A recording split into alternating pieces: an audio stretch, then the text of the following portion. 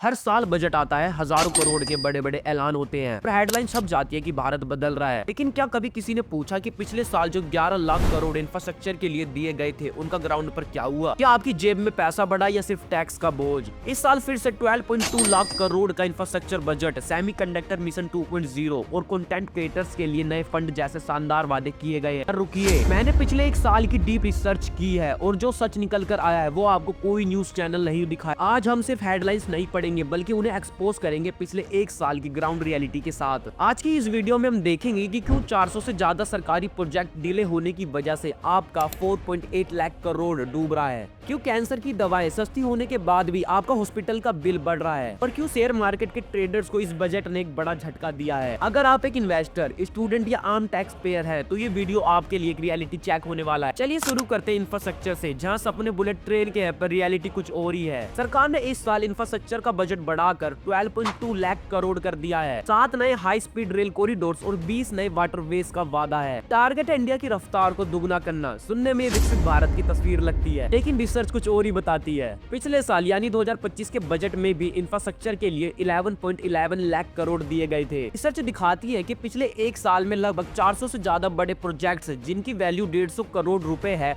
वो बहुत धीरे चल रहे हैं। इसकी वजह से 4.8 लाख करोड़ रुपीस उनकी डिमांड बढ़ चुकी है। सरकार बुलेट ट्रेन और वाटरवेज की बातें कर रही है, लेकिन पिछले एक साल की रियलिटी देखिए। हमारे मौजूदा नेशनल हाईवेज और नए बने एक्सप्रेसवेज की क्वालिटी में बड़े सवाल उठे हैं। बारिश के मौसम में नए बने इंफ्रास्ट्रक्चर का टूटना ये साबित करता है कि बजट तो बढ़ रहा है, लेकिन उसका बड़ा हिस्सा करप्शन और पुअर मेंटेनेंस के भेंट चढ़ रहा है। सरकार ने सेमीकंडक्टर मिशन 2.0 का ऐलान किया है। मकसद है इंडिया को चिप बनाने वाली दुनिया की सुपर पावर बनाना, ताकि आपके फोन और लैपटॉप में लगने वाली चिप्स बाहर से ना मंगवानी पड़े। सुनने में आत्मनिर्भर भारत की सबसे बड़ी जीत लगती है, लेकिन अब सच्चाई देखिए। पिछले 3 सालों से हम सेमीकंडक्टर मिशन 1.0 पर काम कर रहे थे, जिसके लिए 76,000 करोड़ दिए गए थे। रिसर्च बताती है कि पिछले एक साल में बड़े बड़े MOU साइन तो हुए, लेकिन ग्राउंड पर एक भी कॉमर्शियल फैब्रिकेशन प्लांट यानी असली चिप बनाने वाली फैक्ट्री अभी तक तैयार नहीं हुई है।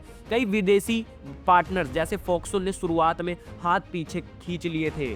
सरकार पैसा तो अनाउंस कर देती है, लेकिन चिप बनाने के लिए जो हाई टेक इंफ्रास्ट्रक्चर और 24 घंटे बिना रुके बिजली और साफ पानी चाहिए, उस पर काम बहुत धीमा है। रिसर्च दिखाती है कि हम आज भी 90% से ज्यादा चिप्स इंपोर्ट करते हैं। 2.0 का बजट बढ़ाने से पहले क्या हमने पूछा कि पुराने 76,000 करोड़ से कितनी चिप्स इंडिया में बनी? इसका जवाब है अभी तक जीरो।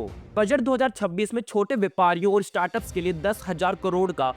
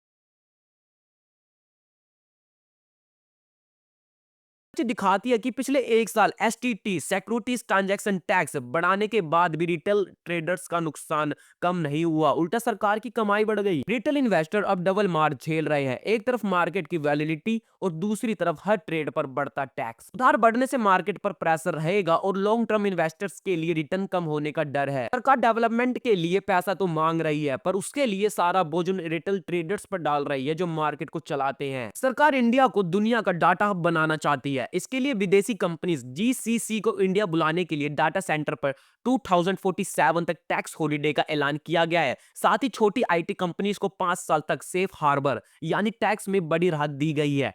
इन्फोस जैसे बड़े प्लेयर्स इसे एक मास्टर स्ट्रोक मान रहे हैं। लेकिन रिसर्च का रियलिटी चेक देखिए, पिछले एक साल में इंडिया में डाटा सेंटर्स तो बन रहा है, पर असली सवाल एम्प्लॉयमेंट का है। डाटा सेंटर कैपिटल इंटेंसिव होते हैं, लेबर इंटेंसिव नहीं। यानी इनमें हजारों करोड़ की मशीन और लैंड तो लगती है, पर नौकरियां सिर्फ चंद टेक्निकल एक्सपर्ट्स को ही मिलती है। रिसर्च दिखाती है कि पिछले साल आईटी सेक्टर में हायरिंग पिछले एक दशक के सबसे नीचे स्तर पर थी। सरकार टैक्स में छूट दे रही है, पर यह छूट विदेशी कंपनीज का प्रॉफिट बढ़ा रही है, जबकि एक आम आईटी इंजीनियर की सैलरी और जॉब सिक्योरिटी अभी भी पुराने हाल पर ही है। सरकार एआई को देश की तरक्की का इंजन मान रही है। इसके लिए हार्डवेयर प्रोडक्शन, डाटा सेंटर्स को टैक्स छूट, एआई स्किल्स और खेती, हेल्थ केयर में एआई का इस्तेमाल पर जोर दिया गया है। मकसद साफ है, इंडिया को एआई में दुनिया का लीडर बनाना। लेकिन क्या हम वाकई उस रास्ते पर है? सर्च का रियलिटी चेक ये है कि पिछले एक साल में इंडिया एआई मिशन के लिए 10,300 करोड़ अनाउंस तो हुआ, लेकिन हम आज भी बेसिक इंफ्रास्ट्रक्चर के लिए विदेशी टेक्नोलॉजी पर निर्भर है। एआई चलाने के लिए चाहिए आई एंड जीपीयू चिप्स, जो इंडिया में बनती ही नहीं है। रिसर्च दिखाती है कि जब तक हम हार्डवेयर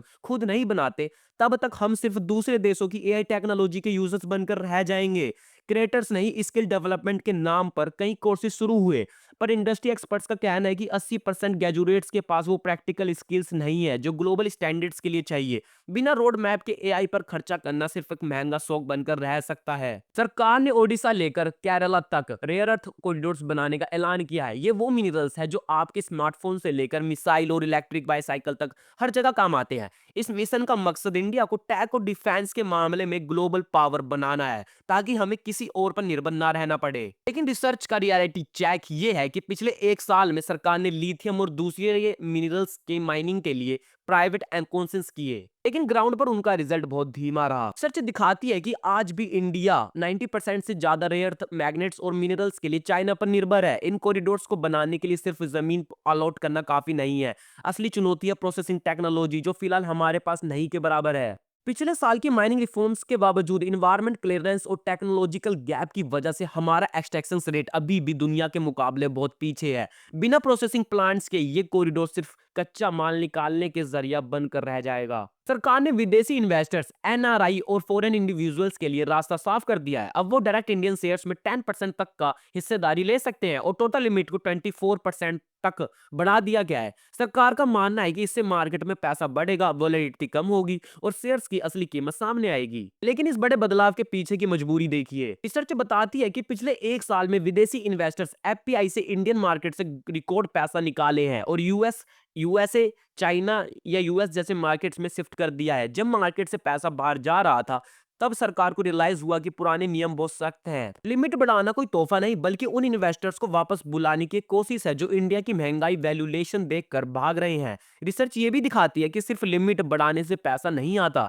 जब तक कॉर्पोरेट अर्निंग्स नहीं बढ़ती और टैक्स स्ट्रक्चर्स जैसे डेरिवेटिव्स टैक्स सिंपल नहीं होते, तब तक विदेशी पैसा सिर्फ शॉर्ट टर्म प्रॉफिट के लिए आएगा, स्टेबिलिटी के लिए नहीं। सरकार ने टूरिज्म को बूस्ट देने के लिए एक नया प्लान बनाया है। 10,000 टूरिस्ट गाइड्स को ग्लोबल स्टैंडर्ड्स की ट्रेनिंग दी जाएगी। इसकी शुरुआत 20 मशहूर आइकॉनिक स्टेट से होगी, जहां बड़े बड़े कॉलेजेस इन गाइड्स को अपस्केल करेंगे। मकसद है विदेशी दोस्तों को ऐसी सर्विस देना कि इंडिया दुनिया का फेवरेट टूरिस्ट डेस्टिनेशन बन जाए। सरकार 10,000 गाइड्स को ट्रेन तो कर रही है, पर असली प्रॉब्लम कुछ और ही है। रिसर्च दिखाती है कि पिछले एक साल में देखो अपना देश जैसे बड़े बड़े कैंपेन्स के बाद भी इंडिया आने वाले विदेशी टूरिस्ट की संख्या अभी भी पुराने लेवल तक नहीं पहुंची है। गाइड ट्रेन करने से क्या होगा जब हमारी आइकॉनिक स्टेट्स पर साफ सफाई और सेफ्टी आज भी एक बड़ा इशू है। सच तो ये है कि पिछले साल भी ऐसे कई ट्रेनिंग प्रोग्राम पेपर पर दिखे, पर उन गाइड्स को ना तो पक्का काम मिला, ना सही सैलरी। बिना टूरिस्ट और बिना अच्छे इंफ्रास्ट्रक्चर की ये ट्रेनिंग सिर्फ एक सर्टिफिकेट बनकर रह जाएगी। सरकार ने पहली बार कंटेंट क्रिएटर्स के लिए क्रिएट इन इंडिया मिशन के तहत एक बड़ा फंड अनाउंस किया है। इसका मकसद क्रिएटर्स को फाइनेंशियल मदद देना है ताकि वो इंडियन कल्चर और टूरिज्म को प्रमोट कर सके। इसके अलावा उन्हें डिजिटल इंडिया के एम्बेसडर के तौर पर ट्रेनिंग और पैसा देने की भी बात कही गई है। लेकिन इसका असली रियलिटी जैक देख लीजिए। सरकार पैसा देने की बात तो कर रही है, लेकिन पिछले एक साल का डाटा दिखाता है कि ये पैसा सिर्फ उन्हीं क्रिएटर्स को मिलता है जो सरकारी स्कीम्स के प्रैक्टिकल प्रमोशन करते हैं। रिसर्च बताती है कि पिछले साल कई इन्फ्लुएंसर मार्केटिंग कैंपेन्स में पेमेंट महीनों तक लेट हुई है। साथ ही ये पैसा मिलने की शर्तें इतनी मुश्किल है कि एक आम क्रिएटर जो सच दिखाना चाहता है वो इस फंड की एलिजिबिलिटी में ही नहीं आता। असलियत में ये क्रिएटर्स को सपोर्ट करने से ज्यादा उन्हें सरकार का मार्केटिंग टूल बनाने की कोशिश लग रही है। सरकार के बड़े वादों और ग्राउंड रियलिटी के बीच का ये गैप असली सच है। अगर आपको लगता है कि ऐसे रिसर्च बेस्ड जानकारी और लोगों तक पहुंचनी चाहिए तो इस वीडियो को शेयर जरूर करें और ऐसे ही रियलिटी चेक्स के लिए चैनल को सब्सक्राइब करके बेल आइकन दबाना ना भूलें ताकि कोई भी हेडलाइन आपको गुमराह ना कर सके। अगली वीडियो में मिलते हैं, तब तक के लिए जय हिंद जय भारत।